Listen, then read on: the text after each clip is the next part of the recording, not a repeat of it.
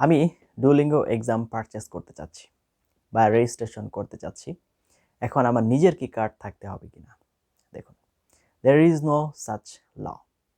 আপনার নিজের নামে কার্ড থাকতে হবে, অথবা আপনার নিজের ব্যাংক অ্যাকাউন্ট থাকতে হবে, অথবা আপনার নিজের কার্ড দিয়ে আপনার রেজিস্ট্রেশন করতে হবে। It's not like that. আপনি আপনার অ্যাকাউন্ট দিয়ে বা আপনার অ্যাকাউন্টে যে পেমেন্ট অপশনে যে কারো কার্ড দিয়ে আপনারা পেমেন্ট করে দিতে পারেন।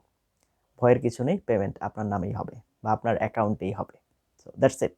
এখন অনেকের ক্ষেত্রে দেখা যায় আমাদের যারা সম্মানিত স্টুডেন্ট আছেন, পরীক্ষার্থী আছেন, যারা এখনও রানিং স্টুডেন্ট, অনার্স কমপ্লিট করেছেন বা মাস্টার্স করছেন, তাদের ক্ষেত্রে তো কার্ড না থাকার সম্ভাবনা থাকতেই পারে, right? It's not that serious.